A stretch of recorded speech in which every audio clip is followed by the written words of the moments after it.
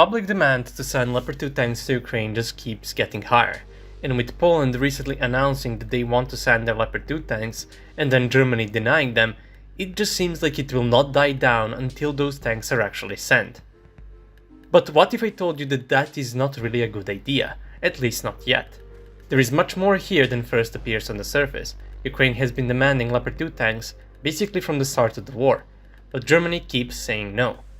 First it was Spain who wanted to send them, then other countries hinting at it, and then finally Poland straight up saying, yeah, we're going to send them, and then nothing. Germany just does not allow it. Quick update. So it turns out Poland never officially requested any permission to send Leopard 2s. That is, they haven't requested it until today. So Germany was pretty much blamed for no reason. I believe this kinda goes in favor of my point about Poland doing this for PR later in the video. I just wanted to give this small but an important update. Let's go back to the video. The thing is that all countries that operate Leopard 2 tanks need permission from Germany to sell or give those tanks, or any of their parts, to someone else, since that is the contract they signed when they got the tanks. But sending Leopard 2 tanks to Ukraine right now does not make much sense. Let me explain. Leopard 2 is a pretty vague term. You have Leopard 2 from the early 80s and the Leopard 2 from the late 2010s. The difference between those two is pretty huge. And most of the countries that wanted to send Leopard 2s wanted to send the old Leopard 2A4 tanks from the 1980s. That tank is practically 40 years old, and countries that operate Leopard 2A4 tanks outside of Germany have tanks with a very old armor package that can mainly stop threats from the early 80s. These tanks are the same as those that Turkey operates, those that fell victim to the old Konkurs ATGM launchers. Their protection is, simply put, not the best. Not to mention that they are too heavy for Ukrainian bridges, which are rated at around 44 tons, while those tanks weigh at least 55 tons or more, with Ukrainian bridge layers also being rated to hold 50 tons maximum. That is because Ukrainian tanks usually weigh around 45 tons and do not exceed 50 tons, which is enough to cross the bridges, since they can still sustain a bit more weight. But in order for Leopard 2s to cross any river, of which there are many in the eastern part of Ukraine, whoever is sending those tanks must send bridge layers and recovery vehicles that go along with those tanks. And for sending 4 to 5 tanks, it is simply not worth it. Not to mention that the safety is not much better than the Russian tanks, since the ammunition in the hull is not protected by any blast doors or blowout panels. The tank can meet the same fate as many of the other tanks already fighting there.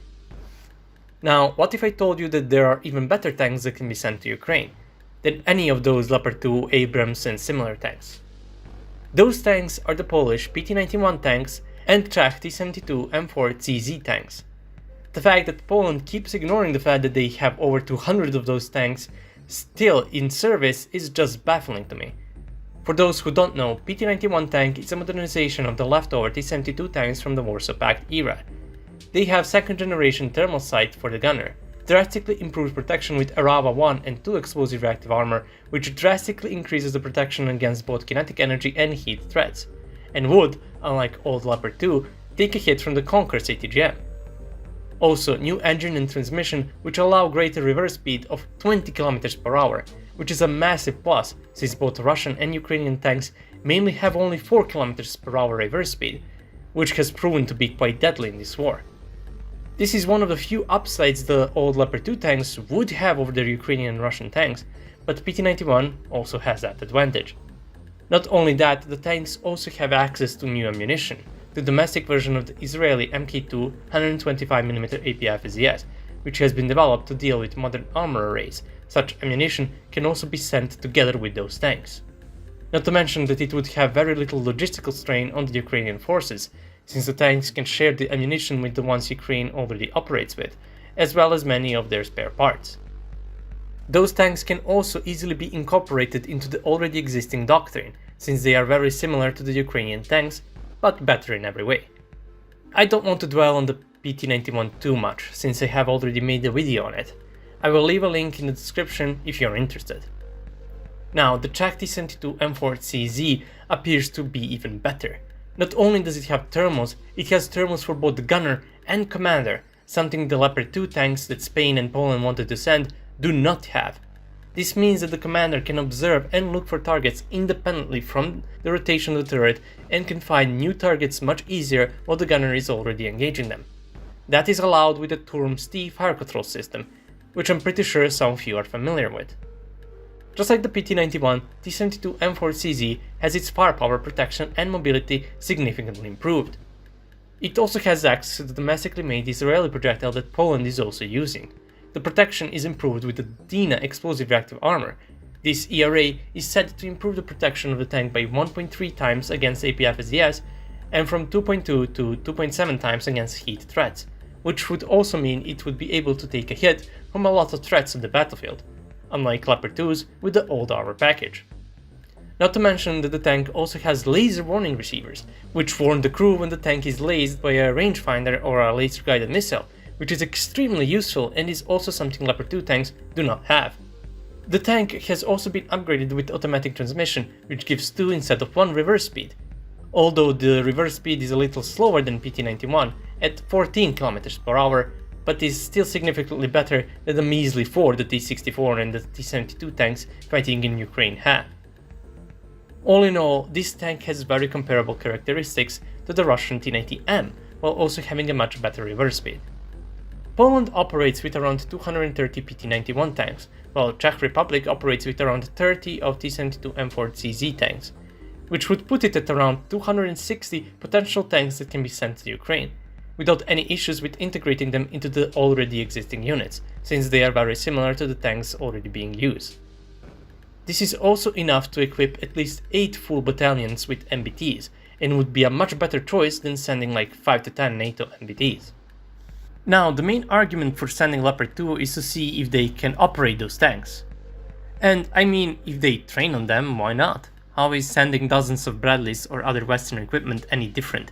If they can learn to use Bradleys or Marders, they can learn to use Leopard 2s. It just takes a while. In my opinion, Germany or some other nation should take some Ukrainian crews and train them for some time, but mainly train maintenance units, since learning how to operate the tank is faster than training how to maintain it and fix every possible issue that can occur. And while they are doing that, Poland and the Czech Republic could send their modern tanks.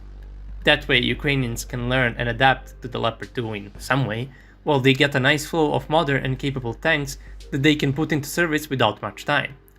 Back when Ukraine was receiving a lot of T-72 tanks from abroad, they were putting them into service within a week or two, which is just impossible to do with the Leopard 2.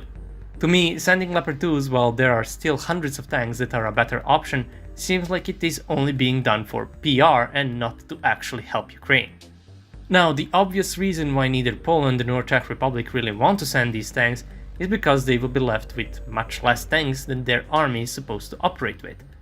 A simple solution to that problem would be for Germany to give them Leopard 2 tanks, or for the US to provide them with some Abrams tanks. And since Poland is already receiving Abrams tanks from the US, it would just be better for them to be completely rid of the Soviet-style tanks completely. And yeah, I know Challenger 2 tanks are being sent to Ukraine, I will talk about it in the next video. But to me that also appears to be done for the PR. Another big problem with deciding to send Leopard 2 tanks is that NATO would be draining their own tank reserve from themselves. And since most modern tanks are just modernization of older, already built tanks, even sending those old ones has a huge impact on NATO. Of course, they could always send a few without that impacting them much, but again, that is just a few tanks while Ukraine needs a lot. Don't get me wrong, I'm not against sending any NATO tank to Ukraine. Send as many Leopard 2 tanks as you want. But why are we ignoring hundreds of tanks that are still a much better pick for Ukraine just because they are not Leopard 2 or Abrams or whatever? Does not mean they're not capable.